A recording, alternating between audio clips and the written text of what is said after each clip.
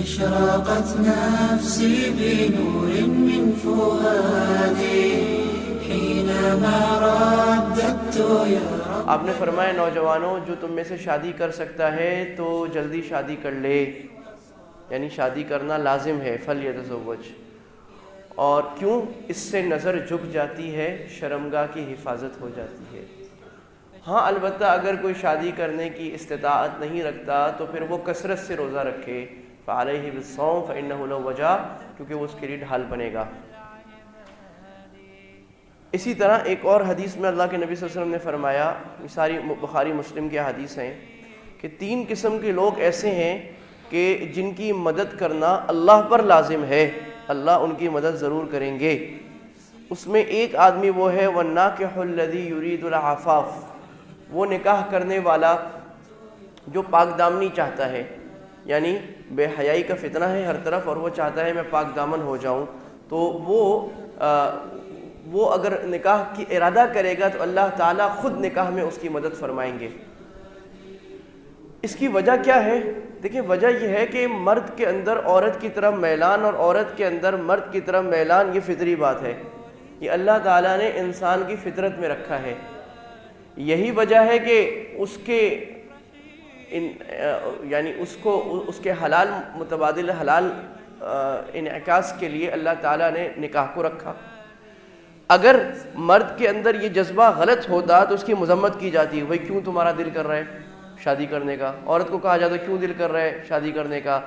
حالانکہ اللہ تعالیٰ نے اس چیز کو فطرت میں رکھا ہے، اور جو شادی نہیں کرتا اس کو من رغب عن سنتی کہا گیا، سنت سے دور ہے، کیونکہ سارے انبیاء نے شادی کی ہے، میں نے پچھلے ہفتے عرض کیا تھا. اور یہ دنیا کی سائنٹیفک کیا عقلی سائنس بھی پروف کرتا ہے کہ مرد کے اندر عورت کے لیے اللہ نے ایک جاذبیت رکھی ہے. یہ کوئی ڈھکی چھپی بات نہیں ہے، یہ بہت واضح بات ہے. ایک مرد اگر کسی جگہ کسی علاقے میں کسی شاپنگ مال میں چلے جائیں، کسی ہوٹل میں چلے جائیں، ایئرپورٹ پہ چلے جائیں، وہاں اگر خاتون کوئی آئے گی اور ایسی خاتون جس کو اس طرح نہیں آنا چاہیے جس طرح وہ آئی ہے، بے لباس بے حجاب آئی ہے، تو مرد کا ذہن لازماً اس کی طرف جائے گا. اب اس میں ایک سوچ یہ ہے کہ آدمی بولے لا حول ولا قوت الا باللہ، یہ کیوں میرا ذہن جا رہا ہے؟ یہ غلط بات ہے، آپ فطرت سے لڑائی کر رہے ہیں. اللہ تعالیٰ نے انسان کی فطرت میں یہ بات ڈالی ہے ایک صحت مند مرد کی کہ وہ عورت کی طرف مائل ہوگا، اور ہر چند منٹ بعد اس کا ذہن عورت کی طرف جائے گا، اس کے کپڑوں کی طرف جائے گا، اس کو دکھائے گا. پھر یہ اور بات ہے کہ جو آدمی عفاف والا ہو، اللہ تعالیٰ نے تقویٰ دیا ہو، وہ اپنے آپ کو روکے گا، لیکن اسے بڑی جنگ لڑنی پڑے گی ہر چند منٹ بعد اپنے آپ کو روکنے کے لیے. جب کوئی لڑکا نوجوان ہوتا ہے، شاید ہی کچھ گھنٹے اس کے ایسے گزرتے ہوں جہاں اس کی سوچ کسی عورت کی طرف نہ جاتی ہو. یہ فطرتی بات سمجھنی چاہیے، اور یہ سمجھنا چاہیے کہ اسلام دین فطرت ہے. اللہ تعالیٰ نے ہمیں یہ نہیں کہا تم فرشتے بن جاؤ، یہ نہیں کہا فرشتے بن جاؤ. اللہ تعالیٰ نے انسان کو یا مسلمانوں کو فطرت سے ہٹ کر کسی ما فوق الفطرت مخلوق بننے کا حکم نہیں دیا جو ہم نہ کر سکیں، بلکہ فطرت اللہ التی فطر الناس علیہا، دین اسلام انسان کی فطرت پر، انسان کی نیچر پر لاجیکل ہر طرح پروون داخل ہوا ہے.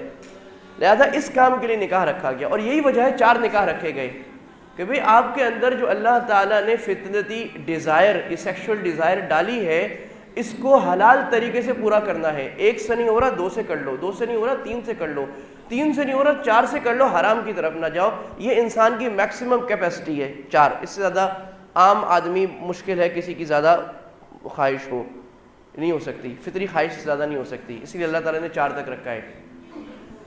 تو یہ سمجھنا چاہیے کہ اگر اس فطری خواہش کو حلال طریقے سے جلد پورا نہیں کیا گیا تو یہ حرام پر جائے گی، لازماً جائے گی.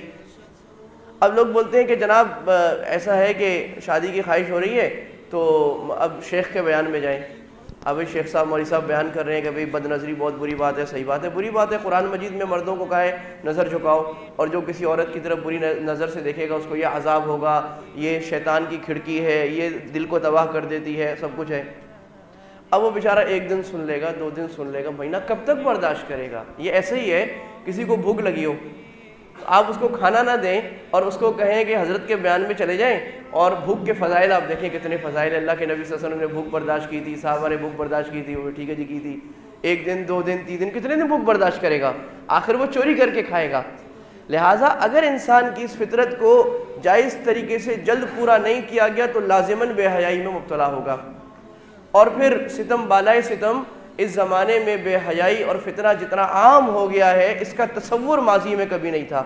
ماضی میں بے حیائی یہی تھی کہ کوئی عورت کسی مرد کو دعوت گناہ دے یا کسی ایسی جگہ چلا جائے۔ اچھے معاشروں میں یہ کم ہوا کرتا تھا، اس آدمی کو بہت برا سمجھا جاتا تھا، بہت اچنبھی اور بہت مشکل کام تھا۔ جو آدمی واضح معاشرے میں اپنی عزت خراب کرنا چاہتا تھا وہ جاتا تھا، اور آج تو ایسا معاملہ ہوا، اللہ تعالیٰ معاف فرمائے، کہ نیک آدمی مسجد میں آنے والا معاشرے میں باعزت ترین آدمی اپنے لیپ ٹاپ پہ اپنے موبائل پہ دنیا کی بدترین بے حیائی دیکھ سکتا ہے، کوئی ڈھکی چھپی بات نہیں رہ گئی۔ لہٰذا اس وقت میں اس خواہش کو جو انسان کی کلیدی خواہش ہے، جس طرح بھوک پیاس ہے، حلال طریقے سے پورا کرنا یہ لازم ضروری۔ اس کام کے لیے نکاح اللہ تعالیٰ نے فرض کیا ہے۔ من فؤادي حينما رددت يا رب العباد